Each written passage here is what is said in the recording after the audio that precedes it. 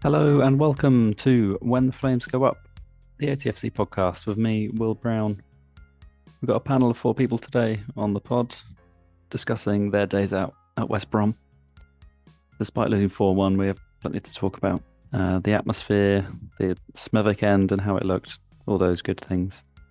We also move on to talk about Bishop Stortford away at the weekend, our thoughts on the kind of lineup, the opposition, and our hopes of getting through to the fifth round, as well as some chat about the National League picture and how it will look when we play Kidderminster Harriers. Let's let the panel discuss, and I'll speak to you after. Right, let's get into the West Brom away day out, the match, and all things about the 4-1 defeat, with Ollie Bray scoring the consolation goal to send the near 5,000 in the Smethwick end wild. And tonight we've got a panel of three of us. We've got Ian, Joe, and Julian. So we're going to get their thoughts on the match and their day out in just a second. So just to run through the game, I suppose. Nathaniel Chalobah scored in 7 minutes. Jovan Malcolm, who I said on the pod last week hasn't scored on loan, capitalised on Harry's slip up to score on the 15th minute before Daryl DK, who I knew was going to score because he came back from a 9-month layoff. So that made it 3-0 after 27 minutes. And then a nice second half where we were in the game for a fair portion of it before Tom Fellows made it 4-0 to cap off his near enough man of the match performance. And then the aforementioned Ollie Bray scoring his first goal for Aldershot in the 90+5. Let's go to you first, Ian. How are you, and how was your day out in West Brom? Yeah, I had a great day. Arrived nice and early. I think I went to that Royal Oak pub to start with, 11:30. Plenty of shots in there. And then we moved to the ground for 12:30 and enjoyed the singing in the concourse, even if the beer wasn't particularly good. The atmosphere was absolutely fantastic. And then, yeah, managed to find my seat in the Smethwick end. And yeah, the match, I suppose, to some extent, was we brought back down to earth because obviously I was feeling pretty optimistic, pretty positive beforehand. But any small mistake that the shots made was capitalised on by the West Brom team. And the thing that stood out the most for me was that the West Brom, especially their back line, they just looked like giants compared to the shots. That it has been a thing this year that Aldershot haven't been bullied by other teams like perhaps they would have been in previous years, but this time they seemed enormous compared to us. And I sort of wonder whether, even if Josh Stokes had played, how he would have got up against their defence, because I don't think he'd have had much joy at all. But enjoyed the game in the end. It was a great occasion, and it was great that we got a goal to go mad at the end. And then because I think they kicked off and then the final whistle went immediately, it was great to sort of be jumping up and down. And it meant that our last sort of memory of the game is a positive one. Yeah, great stuff. Yeah, definitely. I've noted down how athletic and big that especially the back line. I mean, Carl Bartley was like a man mountain. Just it felt like he barely got out of a jog as well. Most of the time, he was so ahead of the game. And let's go to you, Joe. How was your day out at West Brom? Yeah, it was a really lovely day out. Nice, quiet journey up the M5, which is a rarity. Lovely breakfast at Gloucester Services, best service station in the country, I think. But that's a separate podcast. And then, yeah, got to West Brom nice and early. Parked up about half an hour away. Went to the pub, got to the ground. My dad had left the tickets in the car, so we went back. Came back, got in there eventually, but we were there with plenty of time. It was an amazing atmosphere. You're not going to go to many shots games with an atmosphere like that. I think the last one that I can remember like that was when we went to Stoke for our playoff final, not Wembley. But yeah, that's the last sort of memory I have of there being that many shots all together at once. It felt like the entire fan base was there, plus a few more. The size of the West Brom players, that was something I wrote down. I think it was I actually really appreciated watching a defender of that quality. Is it Bartley? I think his name is. I was really, really impressed with his physicality and his skill on the ball and his passing ability. And it was just, yeah, he was my West Brom man of the match. He barely looked like he'd got out of first gear, and he still looked that good. I thought we set up a little bit, possibly too defensive. Maybe give him a little bit too much respect. I think that's probably a fair enough approach to have taken, but I think we really struggled in that first half to go at them. I think part of that was probably forced by the fact that Stokes wasn't there, and Minogue, one of our main attacking threats out of defence, wasn't there either, and they're what often carries us forwards. So I think we had to adjust to a lineup that we haven't really played before. But you know, that's just one perspective. They are 3 leagues above, so they were always going to, you know, probably come out on top. What else have I got down? Yeah, I thought when Willard came on, he really changed the game. I think he made the West Brom defence a bit panicky. I know they'd made some changes sort of at a similar time and were probably adjusting as well, but I think perhaps if Willard had started, it's all very well in hindsight, but if he'd have started, maybe we might have had a bit more of an attacking chance. Their goalie wasn't really tested, and when he was tested, he sort of threw it into his own goal. So, yeah, lots to take away from that game. But yeah, it's just an amazing day out, and I was just really happy I could go, and it'll live long in the memory. Yeah, great. Yeah, I think that's they definitely. I mean, I was going to mention him later, but Tom Fellows down the right, I think definitely just forced us into looking very defensive anyway. Ollie Scott was basically terrorized for 90 minutes down the right hand side, and he finally did get his goal to add to his assist for Chalabar's goal. And Julian, I'll come to you. How was your day out in West Brom? Yeah, well, thanks. It was a great day. Just like Joe said earlier on, I was trying to think of the last time it felt just as good as that, and it was probably the Stoke game. So that's 20 years. And for those that are my age, you might remember the Wolves playoff game as well. It's a very similar sort of thing. Yeah, it's few and far between, and yeah, the Stoke game was a long time ago. So really enjoyed the day. Got up there nice and early. Again, sampled the services on the M5, which I would agree with you, Joe, were pretty special. And again, another podcast we can talk about services. But yeah, no, really enjoyed the day. Got there nice and early.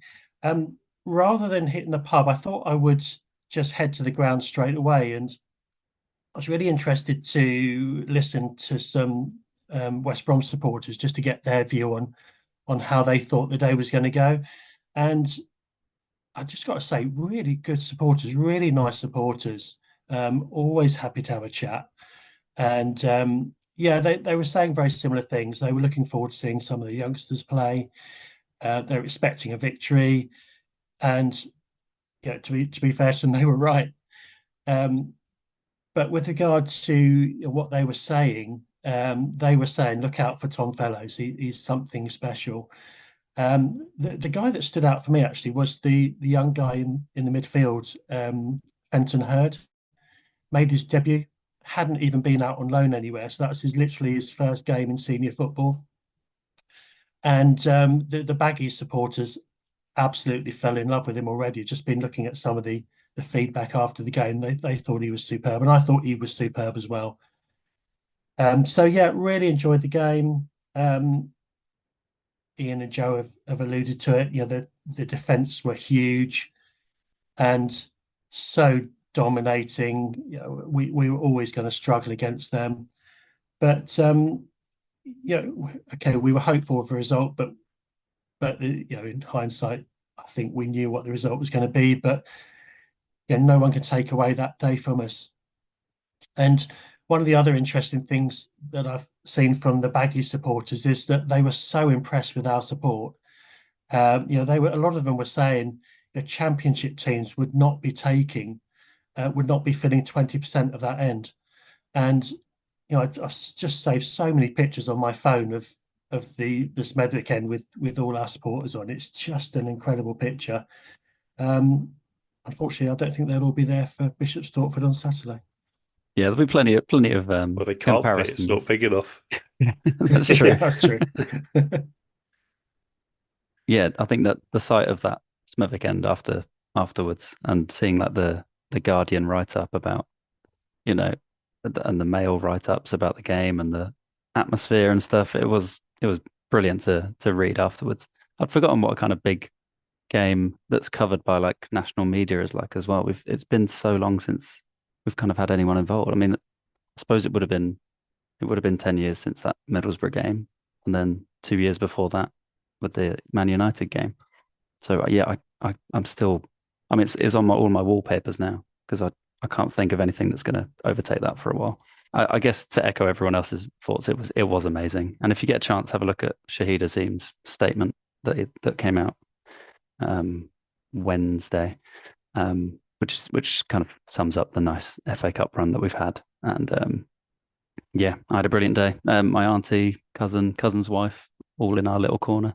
We were near Ian. We were just discussing before, but we never crossed paths.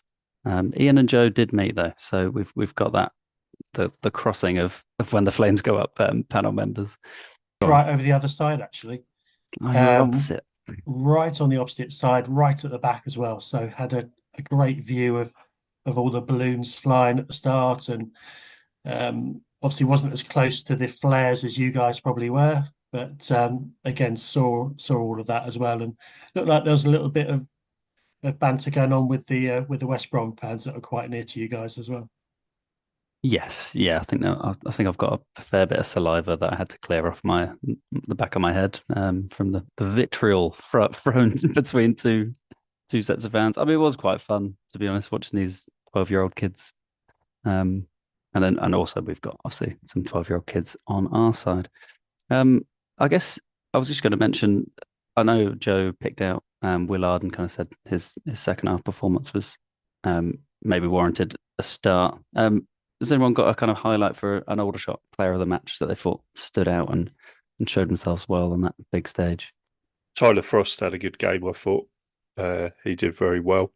And I think Talage as well, with limited service, he carried on his work rate. It probably would have been an afternoon for somebody just to give up and not particularly try and just think, oh, I'm not going to get any joy here, but he just kept going. So that was really positive as well. And, that's the sort of thing we talked about in the last podcast, that if anyone was watching him with a view to a move, then that would have gone down well with any scouts watching. But unfortunately, it's not the day to sort of criticise or single out players, unfortunately. But I think a number of the Aldershot team will probably feel they didn't perform at their best, whether that was because West Brom didn't let them. But there were a few people who probably sort of be kicking themselves a little bit that they didn't show us how good they are. Yes, and you say that, Ian, because I was thinking exactly the same. Tyler Frost for me stood out. He just kept doing the same thing. So he'd pick the ball up in the middle and he'd drive forward, which did cause them a few problems. But I agree with you, Ian. I think there are two or three that, there were some misplaced passes, which I don't normally see week in, week out. So whether it was just the occasion or, as you said, Ian, whether it was that they just weren't allowed to perform by West Brom. But yeah, I agree again, Ian. I don't think it's a case of singling out anybody. It's just one of those days, and some did well. And actually, agree with you, Joe, about Tommy Willard as well. When he came on, he made a difference. He was moving forwards, and Widrington and O'Keefe both in the centre, both ran out of legs, sort of 60, 70 minutes gone. So I think whether Willard had started, that might have been a call, but hindsight's a wonderful thing. I wanted to say as well, I really, really felt for Cian Harries because he has been fantastic on the ball as a ball playing centre half, and his probably biggest mistake of of our season came on the biggest stage, and that's just sheer bad luck. And what I did notice watching, obviously we were at the far end for the 3 West Brom goals, watching the highlights back, their finishes were incredibly clinical actually. I think is it DK's one where he sort of pivots and just puts it in the top corner, and that was a really good finish. They didn't actually have many shots, but the shots they did have went in, and that's doesn't always happen against our regular National League opposition. They often end up over the bar. So Yeah, definitely Kean Harris is one of those things, isn't it? It was, it wasn't a dangerous ball back to him. It wasn't really like pressed under pressure. It's just one of those things. He won't slip up like that again. He'll be ball rolling it past centre forwards in no time. So you can get rid of that one now. Get out of the FA Cup, and then we'll go to the FA Trophy. Yeah, I just want to mention the match program. I don't know if you guys picked one up. I hadn't picked one up yet. I'm going to get one online. Just a lovely design on the front that I really liked, and it just got flagged up to me today because I haven't actually got one. But Callum, there was a kind of little quiz question in there that was what West Bromwich Albion have only ever signed 2 players from Aldershot. Curiously, both were goalkeepers. Who was the first? And I mean, you probably won't know the answer. It was Fred Brown in 1955, which is my granddad. And then the other was signing Clive Jackman 2 years later. So that was pretty mad. So I'm going to get as many copies as possible of that. Yeah. So yeah, any final thoughts, I suppose, on the West Brom day, and anything you fancy chatting about? I noted down Ollie Bray. I think he's really exciting. I think he's only probably played about 20 minutes for us because he's got to try and break into a front line that have gotten F35 goals at least between them. So to try and, as well as you play in training, as good a prospect as you are, to get a start with those 3 is really hard. But to come on for 10 minutes and score, he's certainly putting himself out there. And I think I'm really excited to see what he brings, because he will get minutes as the season goes on, because we've got quite a congested fixture list in the next 6 weeks.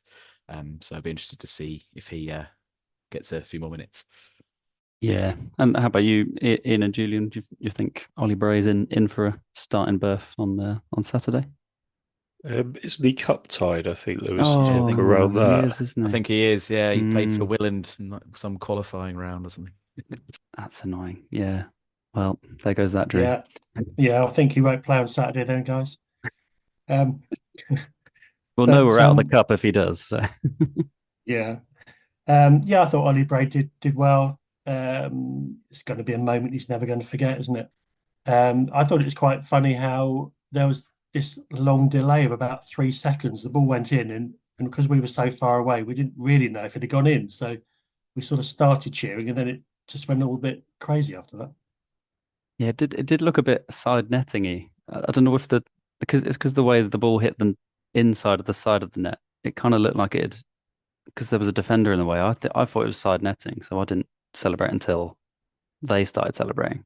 So it was a bit like the speed of sound and distance all coming together before we celebrated. Well, let's round off the West Brom. I mean, we'll have to go through an FA Cup roundup at some point to cover all the best moments. But do you want to do an FA Cup moment of the year of this campaign off the top of your heads? How about that? Joe, do you want to go first? I know you might be off very shortly. Yeah, I've got to shoot off. I've got a squash match. How exciting! So, that moment of the year, you kind of put me on the spot there, but I can't say Swindon away as a collective moment of the year. So I'd probably have to pick out a goal from that game. I think that first goal at Swindon, just because I think there were so many of us there with a hope of an upset, but the speed with which we went 1-0 up. But if I can group the first 10 minutes of Swindon away into one moment, if you'll allow me that, that was just, yeah. I don't think I've felt that much ecstasy at a football match at once. I think it was shock, excitement, and just delirium. Yeah, everything. Yeah, that's my moment of the year. Fair play. I mean, I think that'll probably be echoed by Julian and Ian. But Julian, do you want to do you want to give us your moment? Yeah, same again. Sort of after 10 minutes, I've never known so many people at the same time say, "What is going on?" It was just bizarre. It was didn't seem like it was real. But that has to be, 3-0 up after 9 minutes has to be the moment for me. Go on, Ian. Are you going to complete it I've or got the go same against it? game. Same game for me, Swindon away. Can't be anything else. But I think the sixth goal from Talage, because it was just, again, where everything was just going right. And it was just a brilliant, well, not long range, but sort of 25-yarder from outside the box. And yeah, 6-0.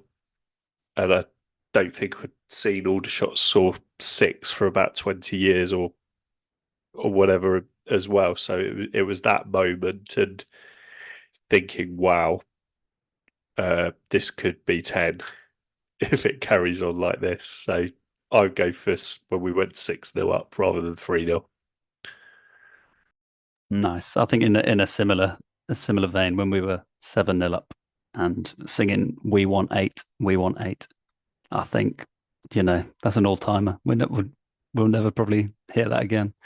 Also, I bumped into Ivo Graham, comedian and Swindon Town fan, about 2 weeks after in a bar, and I spoke to him about the Swindon game, and he talked about it, and he mentioned me on his podcast. So I'm going to play him talking about the Swindon game slightly and mentioning me. We had a lovely time watching Youth Lagoon at the back of Evolutionary Arts Hackney, and then scurried off to a sports bar where we were accosted by a very lovely fan of the podcast whose name I can't recall, and I feel bad about that, and I think you know that I feel bad about that. But thank you for saying hi, and also we did a crossword with you. Yes, you had a crossword and we did it together, and I can't remember, and I won't try and remember the thing that I was particularly pleased with getting. There we go. But he was a fan of Aldershot Town, who had very recently slaughtered Swindon in the FA Cup, so he had a bit of fun with that.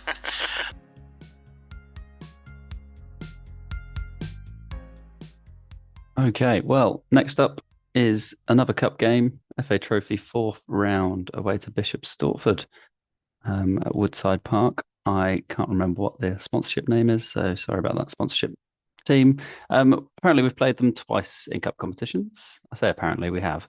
1998 to 1999, beat them 2-0 in the second qualifying round of the FA Cup.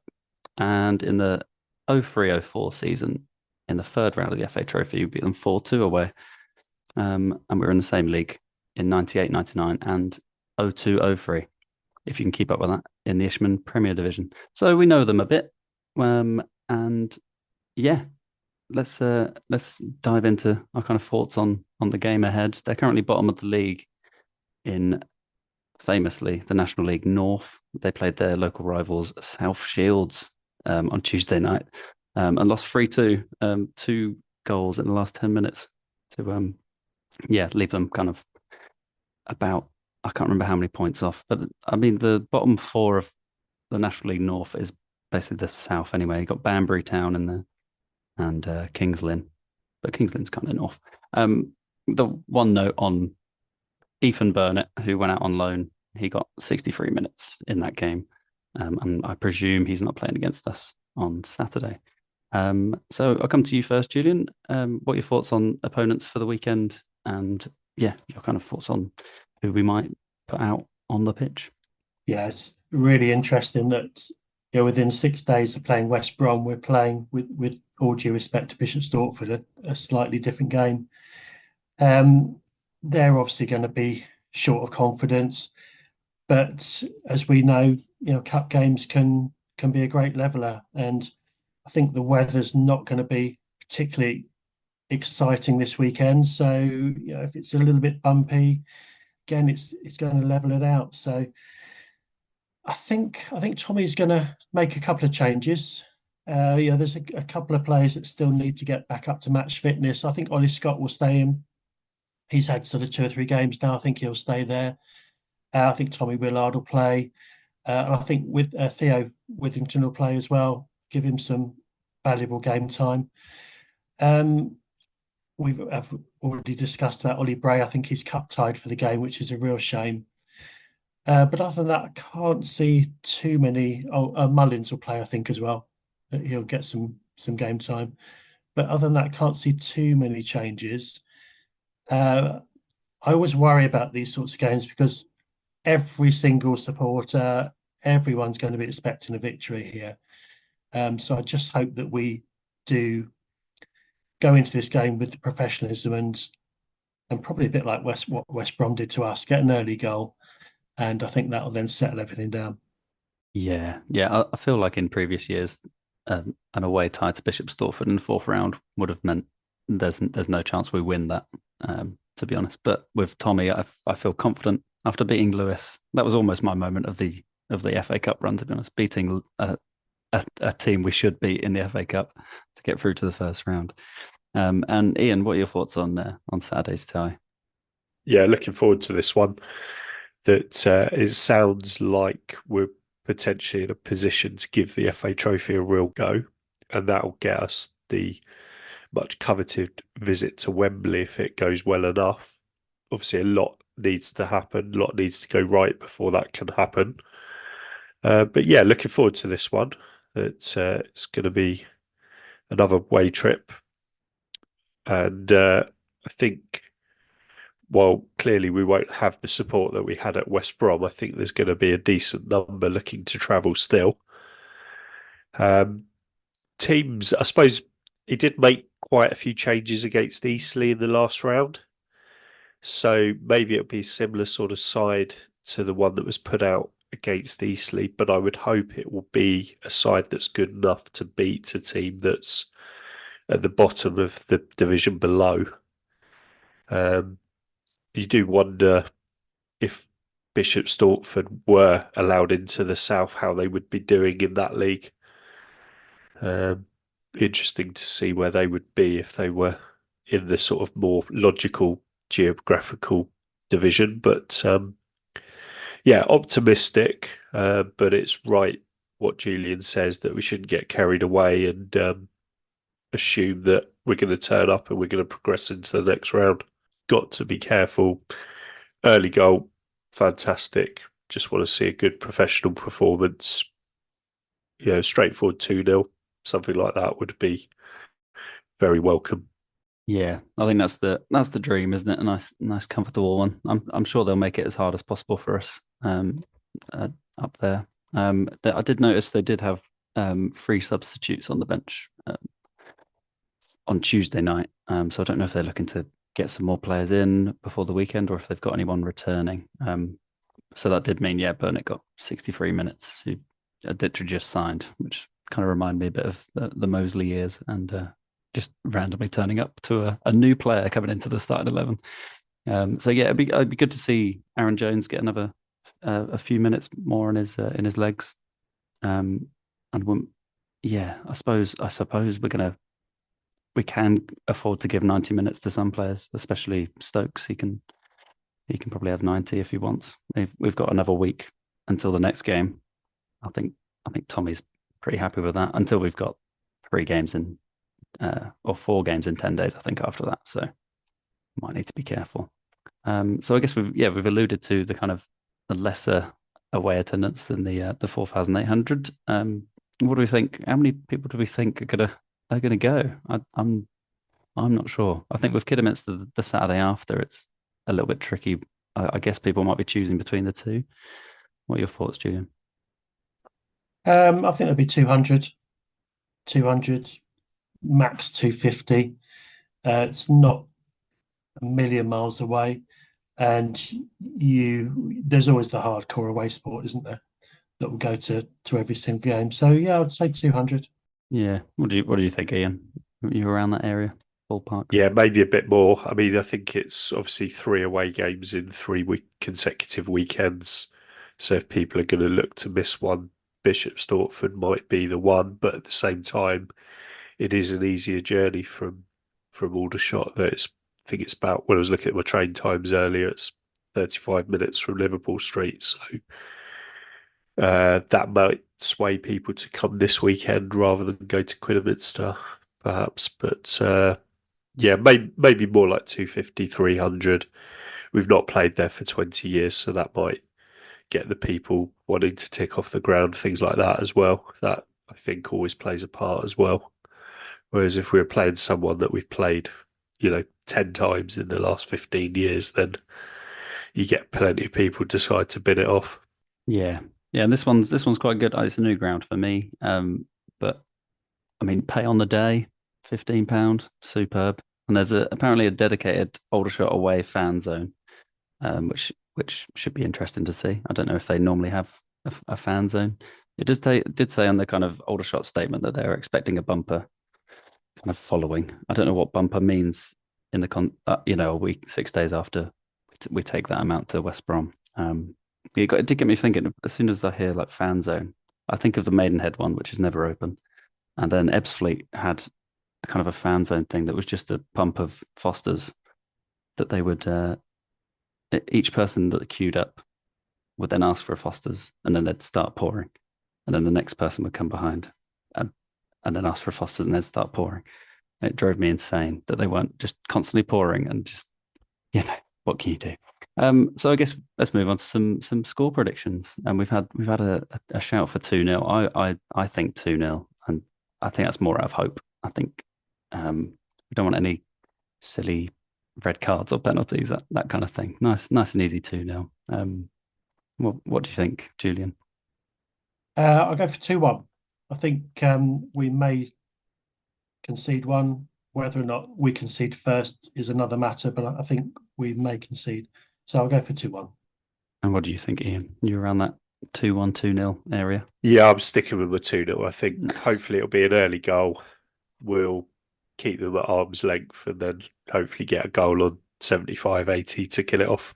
Nice. Yeah, well, let's hope we're discussing the fifth round draw come next week and seeing who we've got. I think it will be. No, I'm not going to say it. I was going to say something about when that game might be. Let's not do it. So any other business this week is probably just a little roundup on the National League while we've been away, which will be 2 weeks by the time we get to Kidderminster. So Aldershot are currently 10th. Chesterfield are at home to Gateshead this evening, which is Wednesday when we're recording. So we'll see how many points we are off the playoffs come next week. There's only one game in the National League on Saturday because most teams got through. It's Eastleigh versus Southend. So we could be down to 11th on goal difference with a win. I know we kind of talked about it last week and kind of our slight, maybe not concerns, but it was interesting to see how far we're going to be off the playoffs. How do we feel about it after the FA Cup weekend? Come to you, Julian. Yeah, I think I mentioned in the last podcast that if we weren't careful, we could be chasing with games in hand. It's always that interesting point whether you prefer the points in the bag or whether you want the games in hand, and of course that depends on whether you're winning or not. But we're still going to be there. There's a bunch of teams on 40 points. I think fifth place team, is it Altrincham from memory, are on 43. So there's only 3 points separating. Solihull seem to have gone a bit of a run again. I thought they were going to drop away, but they've got back on the horse. So I think it's all down to us. I don't think there's much point in looking at everybody else. I think as soon as the Bishop Stortford game is out of the way, we need to get on the wagon again and start winning some games. And I think we can do it. I suppose it's worth mentioning that the first kind of league game back is Kidderminster away, which is where Dean Holdsworth is currently residing. I'm not sure whether he's had a word to beat the manager yet, but he's just got rid of the manager. So yeah, just sacked him. He's got one step closer to being the manager again. I wonder whether they'll bring in 26 loan players and not play any of them. We can only dream before next Saturday. That'd be nice. And how do you feel about the kind of how things are looking at the moment, Ian, in the National League? Yeah, I'm still as optimistic as I was a couple of months ago after the sort of great win at Bromley. I think was when we did our first or second podcast. Yeah, it's a big few weeks because Kidderminster you really do want to win at that one. Bromley at home, you'd probably be happy with a draw. And then Rochdale at home's one we want to win because that's up against a team that we lost to recently, and also probably one of our contenders or competitors for a playoff place as well, I think. So, yeah, big few weeks that. But I'm hopeful. Yeah, I'm still hopeful. And a lot of the fixtures, I think, coming up seem to be a lot of teams around us playing each other. So, like Eastleigh Southend, for example, is one where a draw probably suits us, doesn't it? Yeah, I think Maybe we'd take a Southend win, I suppose, with their points deduction. That they're more like they should be on about 40 points as well themselves. yeah, that's true. I feel like I think they're signing a couple of players in January now that the embargo or ban is lifted. So we might see them have a stronger side, or at least be able to fill their bench most weeks as well. So potentially an Eastleigh win might be. I can see Eastleigh dropping off, but Yeah, I mean they're depending going to on be McCallum, thinking actually. about, and also they're thinking about the possibility of playing Manchester United. Very true. Yeah. So they've got the Newport County replay, I guess, a few days after that. So yeah, that's every chance for Southend to win that one, which will be good. But yeah, I think it's just in the Shot's hands, isn't it? That they can they shouldn't be too far away once we've resumed the league status. I think. I suppose the only danger would be is where we're playing a lot of these Tuesday games that are the games in hand. That if we lose a few of those, it might feel like it's slipping away a bit. And obviously, if we do start going further in the trophy, then we'll start to have more games moved to Tuesdays as well. Yeah, Any idea if we're doing a replay with Bishop Stortford, if it's level on 90, or we'll do what we did with Eastleigh, where we've I agreed think to go I to think it's pens? extra time than pens on the day. I think that's standard across the board on the Oh, FA okay. I Trophy. had a feeling I think. saw some replays in the last round, but it was down to agreement, possibly. Yeah, But maybe, yeah. But yeah, I haven't actually seen anything saying otherwise. Yeah. Any other thoughts on that, Julian? The kind of the run of form fixtures we've got post Kidderminster. Yeah, I'm just interested to get your thoughts on whether we do need to make some acquisitions during the month because okay, Hadji's going to be away for another couple of games, and yeah, although it's a bit of a weird one because I think we have got strength in depth, but you look at our bench sometimes and it feels quite light. So yeah, I'm just wondering whether we need to bring in another defender, perhaps even another midfielder, just to bolster things up. What do you guys think? Yeah, I think our bench does always strike me as attacking, and it looks like most of the time we know what players are going to come on. There is no. We are usually going to put on an attacker, bring off an attacker. Um, so we've only normally got that one defender, haven't we? Mullins or it's a returning injured player, isn't it? I suppose that's coming back and would normally fit in the side or is coming in. So yeah, but where do we go for someone that's? I don't think we would go for someone established. I think we would have to be bringing in someone young and wanting to prove themselves, as Widdrington's kind of wanted to talk about quite a lot as well, is his recruitment and his preference for younger players. So it'll be interesting to see. We're 10 days into it. A lot of clubs are kind of getting in there early with their deals. So be interesting to see. I mean, I know we probably need another centre back. Probably, I don't know, or a defender that can do both. I mean, Hadji and Kobe have obviously proven they can do the centre back and right back role. So yeah, interesting to see. What do you think, Ian? well, I wonder whether you want to perhaps look at options for a loan from somebody that's perhaps out of favour in League Two or League One, even, or alternatively, a youngster from a club like that, perhaps, because I think the thing with making acquisitions in January, it's always more expensive than when you're trying to do it in the summer. And the other thing that's concerning me is that now we potentially do have a bit of money behind us, that when we're making inquiries to other clubs, that the price will go up because it's Aldershot and they know that we're not out with a begging bowl like we used to be. So I wonder whether just trying to loan some players for the defence might be the way to go, because obviously we've got Minogue away, but he will come back. We've got people that seem to be returning from injuries, that Widrington, O'Keefe have come back, etc. So yeah, I'd look at the loan market, see what becomes available from then. And you don't, I suppose there's probably a sweet spot in the transfer window as well, isn't there? That you don't necessarily want to play your cards too early, because you perhaps want to see who goes where, and if that leads to someone being out of favour, then there might be an opportunity. But at the same time, you don't want to be there at 10 p.m. on the 31st of Jan just getting anyone, do you? So there's probably a sort of, at some point, 28th, 29th, 30th of Jan to pick up someone. But defensive and loan, and unless of course Tommy and his team have scouted somebody, another rough diamond or uncut gem from the lower leagues.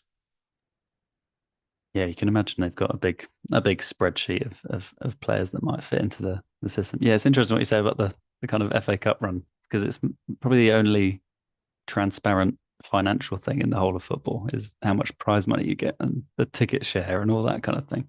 So you get all these transfers that are undisclosed fees and all this kind of thing. As soon as you do well in the FA Cup, they're like, well, you've got an extra 50 grand there, why aren't you stumping up with that? And we can't use the gutter an excuse every year, can we? You know, we've got to fix the East Bank gutter.